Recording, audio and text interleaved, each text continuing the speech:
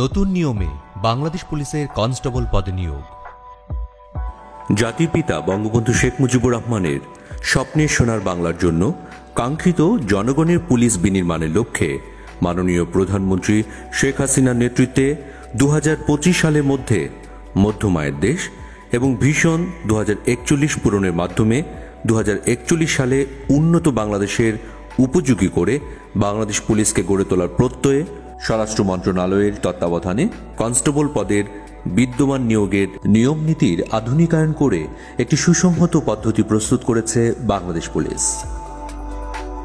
এই পদ্ধতিতে নিয়োগ বিজ্ঞপ্তি প্রকাশের পর থেকে মোট 7টি ধাপ অনুসরণ করে একজন যোগ্য প্রার্থী বাংলাদেশ পুলিশের সদস্য হিসেবে নিয়োগ পেতে পারবেন। পদের সাথে সঙ্গতি রেখে বিভিন্ন যোগ্যতা ও শর্তাবলী উল্লেখ করে বাংলাদেশ পুলিশের কনস্টেবল পদে লোক নিয়োগের বিজ্ঞপ্তি প্রকাশ করা হবে। ওই বিজ্ঞপ্তিতে আগ্রহী প্রার্থীদের অনলাইনে রেজিস্ট্রেশনের জন্য আহ্বান জানানো হবে।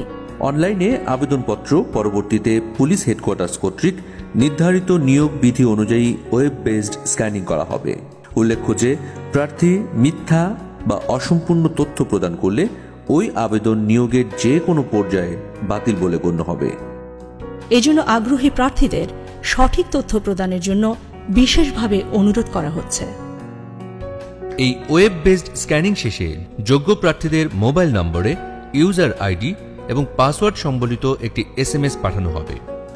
শারীরিক মাপ ও কাগজপত্র যাচাইকরণ এবং শারীরিক সক্ষমতা যাচাই পরীক্ষায় অংশগ্রহণের জন্য যোগ্য প্রার্থীদের অনলাইনে admit card for physical endurance test প্রদান করা হবে। যোগ্য প্রার্থীগণ A4 সাইজ কাগজে 2 কপি প্রিন্ট করবেন।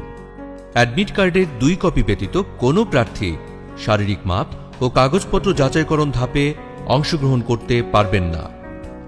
শারীরিক মাপ ও কাগজপত্র যাচাইকরণ প্রথম দিন। এই ধাপে অংশগ্রহণের জন্য মনোনীত প্রার্থীকে admit card for physical endurance টেস্টের 2 কপি, নিয়োগ বিজ্ঞপ্তিতে উল্লেখিত সকল ডকুমেন্টস সহ উপযুক্ত ড্রেসে নির্ধারিত দিনে যথাসময়ে নির্দেশিত স্থানে উপস্থিত থাকতে হবে। ভেন্যুতে প্রবেশের পরই একটি নির্ধারিত স্কেল দিয়ে প্রার্থীর উচ্চতার সঠিকতা যাচাই করা হবে। এক্ষেত্রে যোগ্য প্রার্থীদের লাইন করে মূল ভেন্যুতে নিয়ে যাওয়া হবে।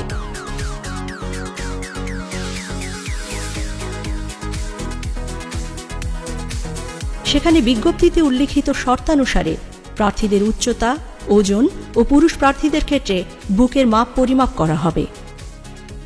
এরপর প্রার্থীর ডকুমেন্ট যাচাই করা হবে। শারীরিক মাপ ও ডকুমেন্টস যাচাইয়ের সঠিকতা পাওয়া প্রার্থীদেরকে যোগ্য হিসেবে ঘোষণা করে তাদেরকে শারীরিক সক্ষমতা যাচাই বা ফিজিক্যাল এন্ডুরেন্স টেস্টে অংশগ্রহণের জন্য admit card for physical endurance টেস্টের 1 কপি প্রদান করা হবে। ফিজিক্যাল এন্ডুরেন্স টেস্টের সময়সূচি প্রার্থীদেরকে জানিয়ে দেওয়া হবে। শারীরিক সক্ষমতা যাচাই পরীক্ষা দ্বিতীয় দিন।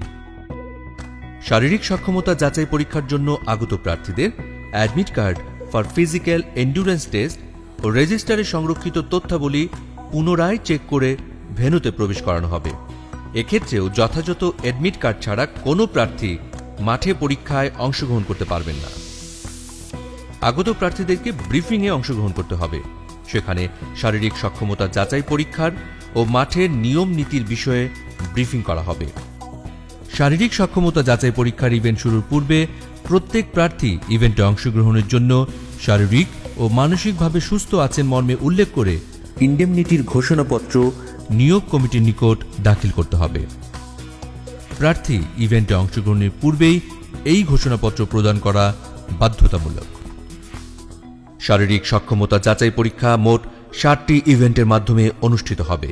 একজন প্রার্থীকে শারীরিক সক্ষমতা যাচাই পরীক্ষায় উত্তীর্ণ হতে হলে প্রতিটি ইভেন্টেই তাকে কৃতকার্য হতে হবে। যে কোনো ইভেন্টে অকৃতকার্য হলে প্রার্থীর প্রার্থিতা বাতিল করা হবে।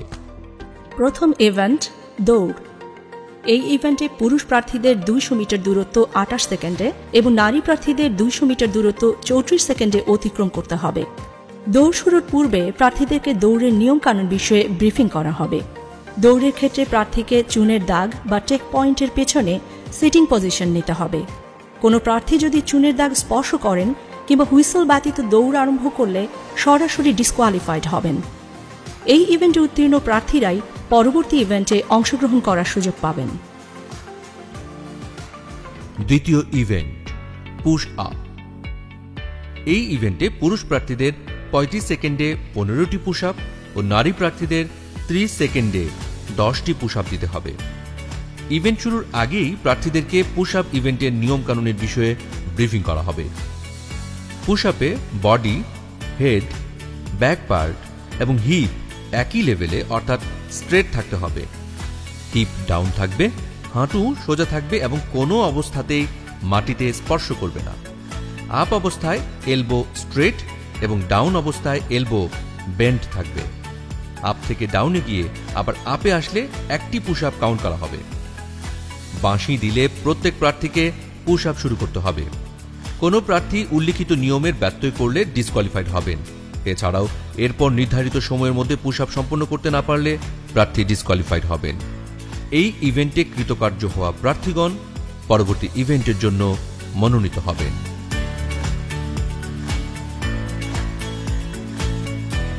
তৃতীয় ইভেন্ট লং জাম্প।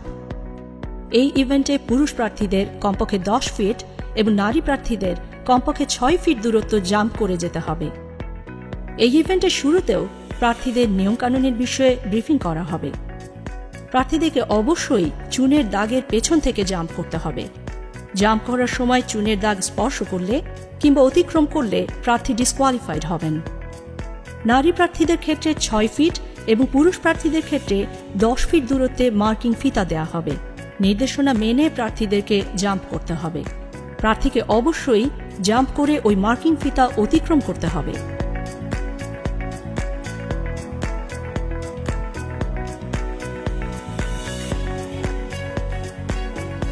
এক্ষেত্রে প্রার্থী মার্কিং ফিতা অতিক্রমে ব্যর্থ হলে ডিসকোয়ালিফাইড হবেন।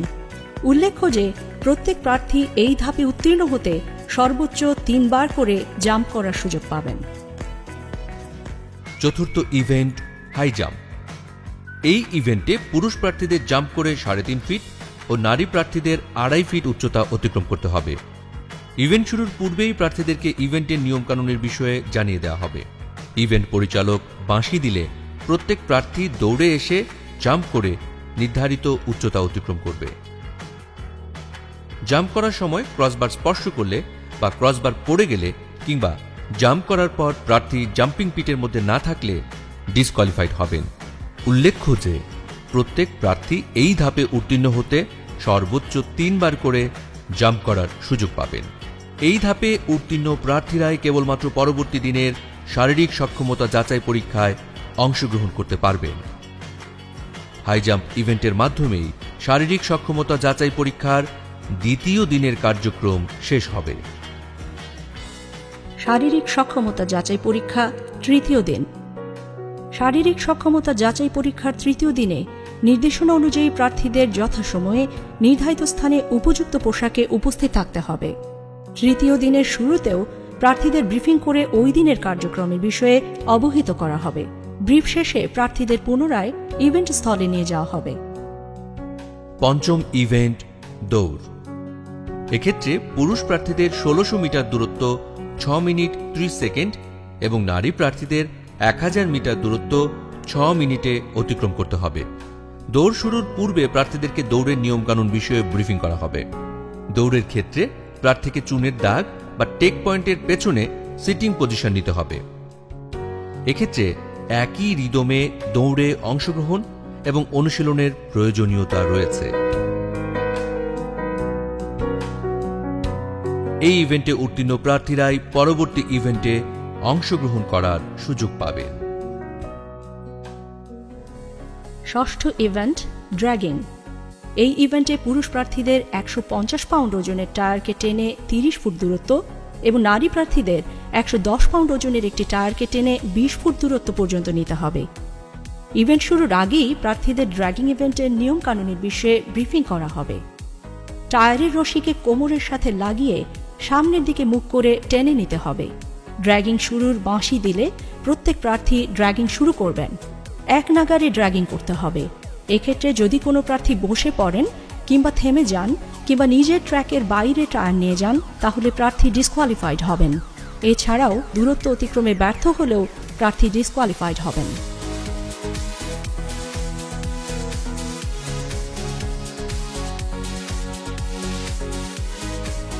সপ্তম ইভেন্ট, রোপ ক্লাইম্বিং। এই ইভেন্টে পুরুষ প্রার্থীদের কমপক্ষে 12 ফিট এবং নারী প্রার্থীদের কমপক্ষে 8 ফিট রোপ ক্লাইম্বিং করতে হবে। ইভেন্ট শুরুর পূর্বেই প্রার্থীদের রোপ ক্লাইম্বিং এর নিয়ম নীতি জানিয়ে দেওয়া হবে।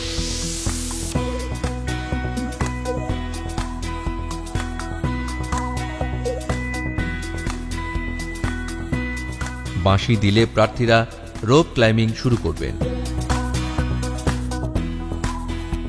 প্রার্থী নির্ধারিত উচ্চতায় উঠতে ব্যর্থ হলে প্রার্থী ডিসকোয়ালিফাইড হবেন।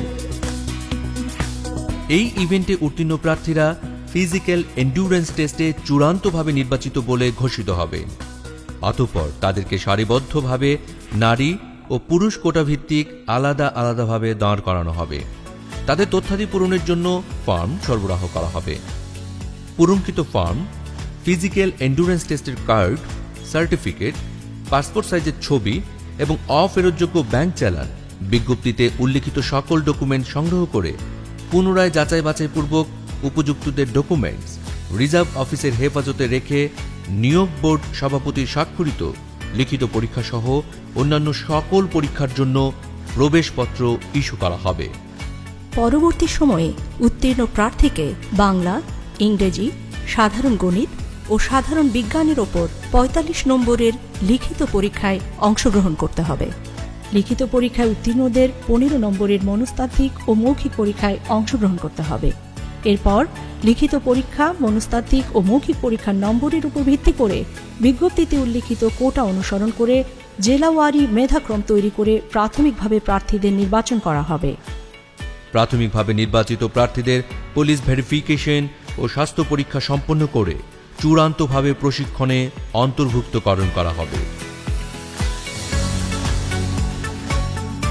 এভাবেই একজন উপযুক্ত প্রার্থী বাংলাদেশ পুলিশে কনস্টেবল পদে নিয়োগ পাবে। নতুন নিয়মে শুরু হতে যাওয়া নিয়োগ প্রক্রিয়ায় উত্তীর্ণ হতে সঠিক নিয়মে প্রস্তুতি গ্রহণের কোনো বিকল্প নেই। তাই আগ্রহী প্রার্থীদের সঠিক নিয়মে শারীরিক সক্ষমতা যাচাই পরীক্ষার প্রস্তুতি নেওয়ার জন্য বিশেষভাবে অনুরোধ জানানো হচ্ছে। আপনি কি সৎ? আপনি কি সাহসী? আপনি কি দেশের জন্য যে কোনো চ্যালেঞ্জ গ্রহণে সক্ষম? যদি আপনার উত্তর হ্যাঁ হয়, তবে আপনাকেই খুঁজছে Bangladesh police. Join Bangladesh police. চাকরি নয়, সেবা।